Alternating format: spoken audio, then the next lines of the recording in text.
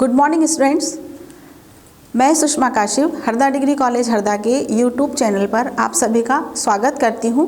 मैं आज आपके लिए लेकर आई हूं जो फाइनल ईयर के स्टूडेंट्स हैं, जितनी भी स्ट्रीम्स हैं बीए, बीकॉम, बीएससी, सभी के लिए जो एफसी फाउंडेशन कोर्स जो आपका है उसमें फर्स्ट पेपर जो आपका है हिंदी, उसके जो टॉपिक वाइज अपन देखेंगे सारे एमसीक्यूज़। आपका पेपर एमसीक्यू में आता है, तो मैंने जो है आपके लिए एमसीक्यू निकाले हैं। तो फर्स्ट यूनिट के फर्स्ट टॉपिक से स्टार्ट करते हैं। पहला टॉपिक जो आपका है वो है सतपुड़ा के घने जंगल। ये भवानी प्रसाद मिश्र द्वारा लिखी हुई कविता है। तो इसमें हम इनसे संबंधित, भवानी प्रसाद मिश्र से संबंधित, मतलब उनके जीवन परिचय से संबंधित और उनकी कविता से संबंधित सारे एमसीक्यू देखेंगे। ठीक है, मैंने इनको इनके 4 ऑप्शन ना देते हुए इनको एक ही आंसर इनका बताया है, तो आप लोग इनको देखिएगा। तो हम स्टार्ट करते हैं।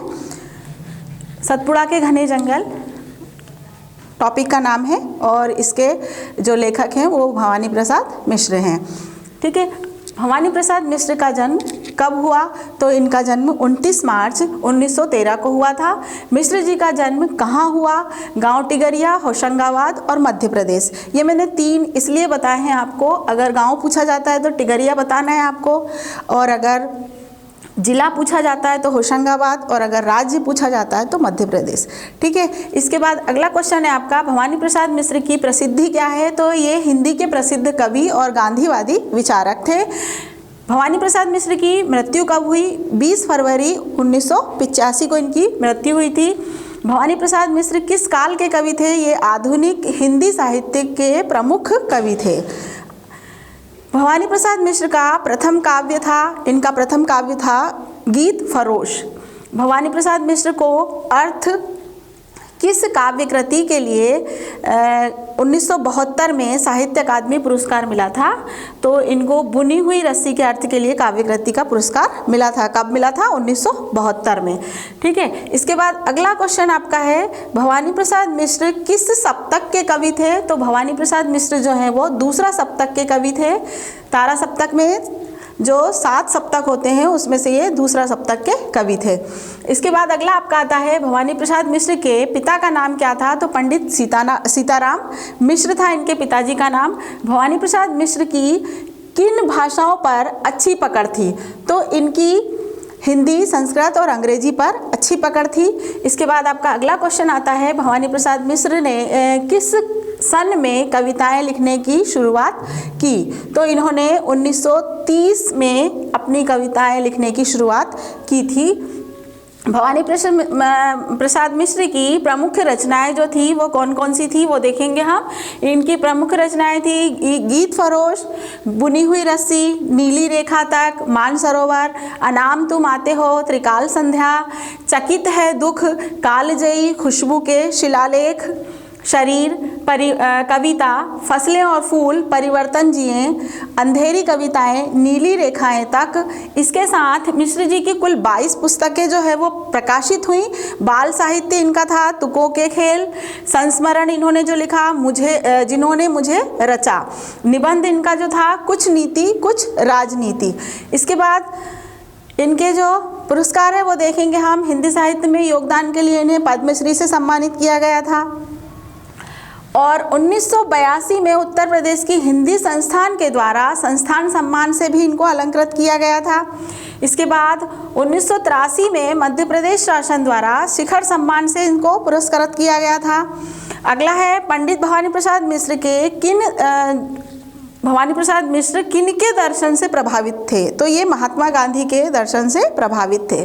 भवानी प्रसाद मिश्र किन कवियों में अग्रगण्य हैं? तो ये मानवतावादी कवियों में अग्रगण्य हैं। इसके बाद अगला आपका आता है, भवानी प्रसाद मिश्र जी किस पत्रिका का संपादन करते थे? तो ये कल्पना पत्रिका का संपादन करते थे।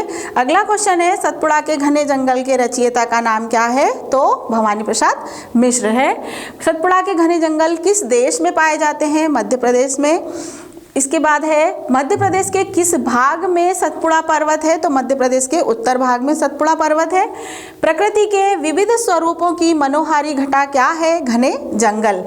वृक्षों में नाना प्रकार की उलझी हुई क्या छाई हैं, लताएं छाई हुई हैं। आफत ढाने वाली कौन सी लताएं फैली है, काली लताएं फैली हुई है। सतपुड़ा के घने जंगलों में किसका वर्णन मिलता है, भावनात्मकता का। इसके बाद अगला क्वेश्चन है आपका, कवि के अनुसार सतपुड़ा के घने जंगल में कठिन तथा कष्टदायी क्या है, तो वहाँ पर चलना कठिन और कष्टदायी है। इसके बाद है सतपुड़ा के घने जंगलों में चारों तरफ क्या छाए हुए हैं, तो जाले छाए हुए हैं। और सतपुड़ा के घने जंगल में जाले कहाँ लिपट जाते हैं, तो चलने में मुंह पर लिपट जाते हैं। इसके बाद अगला क्वेश्चन है आपका, सतपुड़ा के घने जंगल में कवि ने कहाँ की यात्रा का वर्णन किया है, तो उन्होंने सतपुड़ा के जंगल की यात्रा का वर्णन किया है। जंगल अपने घनेपन के कारण कैसे दिखाई देते हैं, तो ये कविता में दिया हुआ है कि ऊँघते अनमने जंगल, तो कैसे दिखाई देते हैं, ऊँघते हुए दिखाई देते हैं। अगला क्वेश्चन है, घने जंगल किसे सहन करते हैं, तो घने जंगल जो है वो आंधी तूफानों को सहन करते हैं। सतपुड़ा के घने जंगल किससे भरे हुए हैं, तो सतपुड़ा के घने जंगल अजगरों की से भरे हुए हैं। वन सजीव क्यों मालूम होते हैं, सिंह और बाघ की गर्जन से। कवि ने सतपुड़ा के घने जंगलों के लिए क्या आह्वान किया है, तो भ्रमण करने का आह्वान किया है। पंख दल में पले पत्ते, इस पंक्ति में कौन सा अलंकार है, तो इसमें जो है जिन पंक्ति में एक वर्ण का बार बार उच्चारण होता है वहाँ पर अनुप्रास अलंकार होता है, तो इसमें प का उच्चारण हुआ है, तो यहाँ पर अनुप्रास अलंकार है। सतपुड़ा के घने वनों में किस जाति के लोग निवास करते हैं, तो वहाँ गौंड जाति के लोग निवास करते हैं। सतपुड़ा के घने जंगल कहाँ है, मध्य प्रदेश के होशंगाबाद जिले में है। भारत में घने जंगल कहाँ पर हैं, तो भारत में अगर पूछा जाता है तो अरुणाचल प्रदेश में है। ठीक है, क्षेत्रफल के आधार पर देश में सबसे बड़ा वन क्षेत्र कहाँ है, तो सबसे बड़ा वन क्षेत्र जो है वो मध्य प्रदेश में है। और भवानी प्रसाद मिश्र का पेशा क्या था, तो वो शिक्षाविद थे। भवानी प्रसाद मिश्र की कविता ने उन्हें लोकप्रियता दिलाई, तो किस कविता ने उन्हें लोकप्रियता दिलाई थी, राग दरबारी जो कविता थी उसने लोकप्रियता दिलाई थी। भवानी प्रसाद मिश्र को किस सम्मान से सम्मानित किया गया था, इसके लिए पद्म भूषण से सम्मानित किया गया था। अब हम आपका दूसरा टॉपिक देखेंगे, पहली यूनिट का दूसरा टॉपिक जो है आपका वो क्या है, वापसी। इसके लेखक है उषा प्रियमवदा। टॉपिक 2 आपका, ठीक है, उषा प्रियमवदा का जन्म कब और कहाँ हुआ, तो 24 दिसंबर 1930 कानपुर में हुआ था। उषा प्रियमवदा को किस सम्मान से सम्मानित किया गया था, 2007 में केंद्रीय हिंदी संस्थान द्वारा पद्म भूषण से सम्मानित किया गया था। वापसी कहानी के कहानीकार कौन है, तो उषा प्रियमवदा है। वापसी कहानी किसके वास्तविक स्वरूप को उजागर करती है, मानवीय संबंध को। आधुनिकता ने हमें कैसा बना दिया है, आधुनिकता ने हमें स्वार्थी और मानवहीनता बना दिया है। अपनी हृदयहीनता का परिचय देने में हमें क्या नहीं होता है, संकोच नहीं होता है। वापसी कहानी किसका चित्रण करती है, पारिवारिक घुटन का। वापसी कहानी के गजाधर बाबू किस विभाग में कार्य करते थे, तो ये रेलवे में कार्य करते थे। वापसी किस प्रकार की कहानी है, पारिवारिक कहानी है। गजाधर बाबू ने अपना संपूर्ण जीवन कहाँ बिताया, इन्होंने अपना संपूर्ण जीवन जो है वो रेलवे में नौकरी करते थे तो घर के बाहर ही बिताया है। इसके बाद अपना क्वार्टर छोड़ते हुए गजाधर बाबू को क्या हुआ, अत्यंत दुख हुआ। गजाधर बाबू को जीवन में क्या प्राप्त है, समस्त सुख प्राप्त है। वापसी कहानी के संवाद किस तरह की भाषा के लिए से लिए गए हैं, तो ये सरल बोलचाल की भाषा है, इसमें उपयोग की गई है। इसके बाद गणेशी किसे बांधते हुए बोला, तो गणेशी गजाधर बाबू के बिस्तर बांधते हुए बोला था। घर वालों ने गजाधर बाबू के साथ क्या रखा, बेसन के लड्डू। बाबूजी को क्या पसंद था, उनको क्या पसंद है, तो बेसन के लड्डू उन्हें सबसे ज़्यादा पसंद थे। घर जाने की खुशी में गजाधर बाबू को क्या अनुभव हुआ, विषाद का। एक परिचित स्नेह आदर में सहज संसार से क्या टूट रहा था, नाता टूट रहा था उनका। वापसी कहानी किस परिवार से संबंधित है? तो ये मध्यम वर्गीय परिवार से संबंधित है। वापसी कहानी में दो पीढ़ियों के मध्य क्या चित्रित किया गया है? आंतरिक वैमनस्यता। आधुनिकता से ओतप्रोत हमारे समाज में किसके लिए कोई स्थान नहीं बचा है? मानवीय संवेदनाओं, करुणा और पीड़ा। वापसी कहानी सजीव चित्रण के आधार पर कैसी है? तो ये एक सफल कहानी है। वापसी कहानी में कहानीकार ने किस तरह के शब्दों का प्रयोग किया है? घरेलू शब्दों का प्रयोग किया है। वापसी कहानी में कहानीकार ने किस विदेशी भाषा का प्रयोग किया है? तो इसमें इन्होंने अंग्रेजी विदेशी भाषा का प्रयोग किया है। वापसी कहानी की भाषा शैली किसमें पूर्ण सहायक है? कथात्मक विकास में। वापसी कहानी में मुहावरों और व्यंजनात्मकता से युक्त भाषा कैसी है? रोचक और प्रवाहमयी है। वापसी कहानी का उद्देश्य क्या है? आंतरिक वैमनस्यता को उभारना। वापसी कहानी में गजाधर बाबू पुनः क्या छोड़कर गए? वो वापस घर छोड़कर चले गए थे। वापसी कहानी में गजाधर बाबू कहाँ के लिए निकल गए थे? तो वो एक बार फिर से नौकरी के लिए निकल गए थे। वापसी कहानी दो पीढ़ियों के किस पर आधारित है? अंतर्द्वंद पर आधारित है। वापसी कहानी कला की दृष्टि से है सफल और असंदिग्ध कहानी है। आधुनिकता ने हमें कैसे बना दिया है? आधुनिकता ने हमें स्वार्थी और मानवताहीन बना दिया है। वापसी कहानी किसका चित्रण करती है? पारिवारिक घुटन का। वापसी कहानी के प्रधान पात्र कौन है? गजाधर बाबू। पूरी कहानी इन्हीं पर आधारित है। गजाधर बाबू का स्थायी नौकर कौन है? गणेशी। गजाधर बाबू की बेटी का नाम क्या है? बसंती। बसंती किसकी छात्रा है? तो बसंती कॉलेज की छात्रा है। गजाधर बाबू के बड़े बेटे का नाम क्या है? अमर। गजाधर बाबू रिटायरमेंट के बाद क्या सहन नहीं कर पाते हैं? परिवार वालों की उपेक्षा। अगला क्वेश्चन है आपका, वापसी कहानी कैसी है? पारिवारिक कहानी है। गजाधर बाबू ने अपनी नौकरी में कितने वर्ष अकेले व्यतीत किए थे? तो इन्होंने अपनी नौकरी में 35 वर्ष अकेले व्यतीत किए थे। अगला क्वेश्चन है आपका, उषा प्रियमवदा को किस सम्मान से सम्मानित किया गया था? 2007 में केंद्रीय हिंदी संस्थान द्वारा पद्म भूषण से। उषा प्रियमवदा किस विभाग से सेवानिवृत्त हुई थी?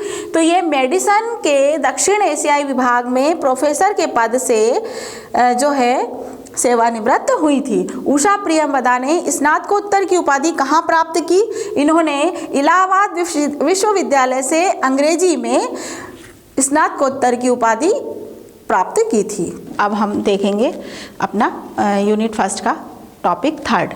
ठीक है, ये है शिकागो व्याख्यान जो स्वामी विवेकानंद का है। तो इसको देखेंगे हम, इससे संबंधित पूरे MCQ पढ़ेंगे। तो इसमें शिकागो व्याख्यान में स्वामी विवेकानंद जी ने क्या संदेश दिया? तो इन्होंने नैतिकता का संदेश दिया था। स्वामी विवेकानंद जी ने शिकागो में अपने भाषण में सर्वप्रथम क्या कहा? तो उन्होंने भाइयों बहनों से संबंधित किया था। स्वामी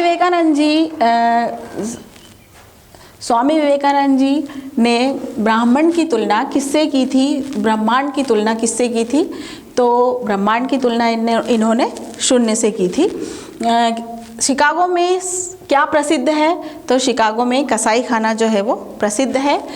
स्वामी विवेकानंद जी के जन्म के समय का नाम क्या था? तो इनके जन्म के समय इनका नाम नरेंद्र नाथ दत्त था। स्वामी विवेकानंद जो है शिकागो में उन्होंने किस भाषा में भाषण दिया था? तो इन्होंने हिंदी भाषा में भाषण दिया था। इनके भाषण जो था वो कितना लंबा था?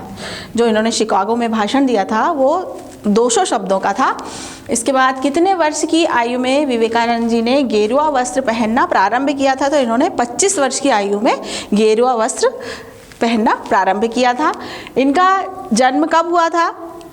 तो इनका जन्म 12 जनवरी 1863 में हुआ था। स्वामी विवेकानंद जी ने कितने वर्ष की आयु में भारतवर्ष की यात्रा प्रारंभ की थी? तो इन्होंने 25 वर्ष की आयु में भारत की यात्रा प्रारंभ की थी। विवेकानंद जी का निधन कब हुआ था? इनका निधन 4 जुलाई 1902 को हुआ था।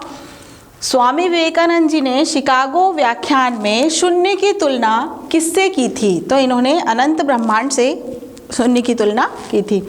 स्वामी विवेकानंद जी के शिकागो व्याख्यान के अनुसार अनंत कोटि ब्रह्मांड का नायक को सनातन धर्म में क्या कहा जाता है? तो उसको महाविद्या कहा जाता है। शिकागो व्याख्यान के अनुसार ब्रह्मांड का नाद क्या है? तो ओम ब्रह्मांड का नाद है। शिकागो व्याख्यान के अनुसार हम किसके उपासक हैं? नाद ब्रह्म के हम उपासक हैं।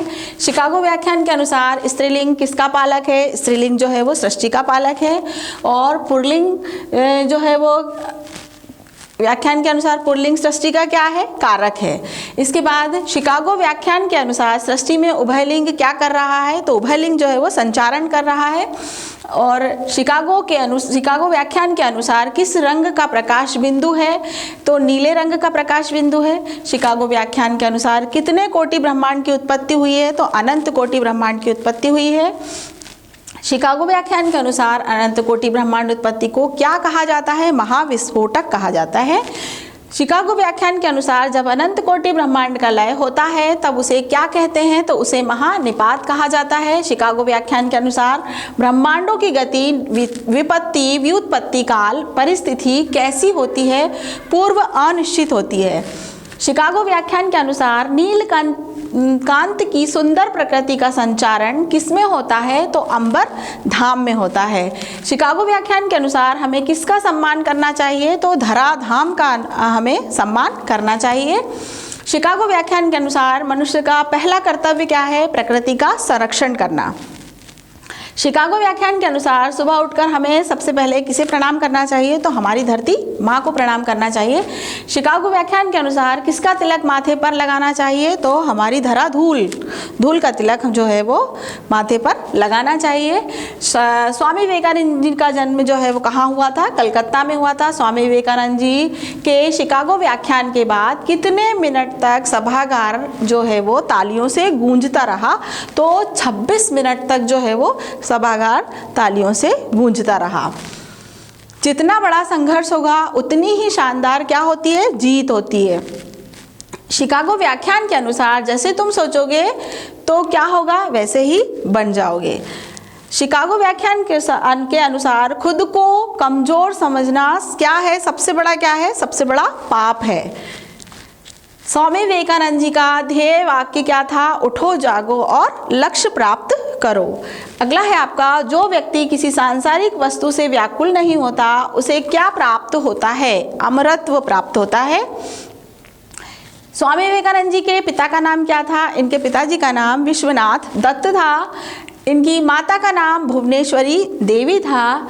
ये इनके गुरु कौन थे? तो विवेकानंद जी के गुरु श्री रामकृष्ण परमहंस थे। ये स्वामी विवेकानंद अमेरिका कब गए थे? तो ये 1893 में अमेरिका गए थे। ये सबसे पहले जो है पहली बार अपने गुरुदेव से कब मिले थे? रामकृष्ण परमहंस से। तो ये 1881 में पहली बार रामकृष्ण परमहंस जी से मिले थे। स्वामी विवेकानंद जी ने बैलून मठ की स्थापना कब की थी? इन्होंने 9 दिसंबर 1898 में बैलून मठ की स्थापना की थी। इन्होंने किन किन देशों की यात्रा की थी? तो इन्होंने स्विट्ज़रलैंड, अमेरिका और इंग्लैंड की यात्रा की थी। स्वामी विवेकानंद जी ने आश्रम की स्थापना कब की थी? इन्होंने 19 मार्च 1899 में आश्रम की स्थापना की थी। किस वर्ष नरेंद्र नाथ ने अपनी स्नातक कला की परीक्षा उत्तीर्ण की थी? तो 1884 में इन्होंने स्नातक कला की परीक्षा उत्तीर्ण की थी। स्वामी विवेकानंद ने किस वर्ष भारत में अपनी ऐतिहासिक यात्रा शुरू की थी? तो इन्होंने 1891 में ऐतिहासिक यात्रा शुरू की थी। स्वामी विवेकानंद ने अपना भाषण अमेरिका के किस शहर में दिया था? तो इन्होंने अपना भाषण शिकागो में दिया था। इसके बाद अगला क्वेश्चन है आपका, स्वामी विवेकानंद को किस वर्ष की आयु में प्रथम पुरस्कार प्राप्त हुआ था? तो इनको 16 वर्ष की आयु में प्रथम पुरस्कार प्राप्त हुआ था। इनके पिता की मृत्यु किस वर्ष में हुई थी? 1880 में इनके पिताजी की मृत्यु हुई थी। स्वामी विवेकानंद की स्वयं की मृत्यु कब हुई थी? तो 1902 वर्तमान पश्चिम बंगाल के बेलूर मठ में इनकी मृत्यु हुई थी। इनका जो स्वामी विवेकानंद ने अपना पहला भाषण शिकागो विश्व धर्म संसद में किस वर्ष में दिया था? तो 1893 में दिया था। नरेंद्र नाथ दत्त को स्वामी विवेकानंद की उपाधि किसने दी थी? तो इन्हें जो स्वामी विवेकानंद की उपाधि खेतड़ी के राजा अजीत सिंह ने दी थी। स्वामी विवेकानंद के पिता का व्यवसाय क्या था? हाई कोर्ट में वकालत करने वाले प्रसिद्ध वकील थे वो। स्वामी विवेकानंद आधुनिक भारत के निर्माता है, यह किसने कहा था?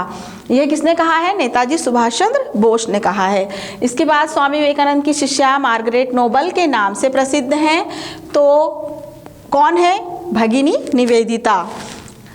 विवेकानंद जी अपने जीवन के अंतिम वर्षों में कहाँ रहे थे? बेलूर मठ में रहे थे। शिकागो में विश्व धर्म संसद किस वर्ष में आयोजित की गई थी? 1893 में। विश्व धर्म दिवस कब मनाया जाता है? जनवरी के तीसरे रविवार को मनाया जाता है।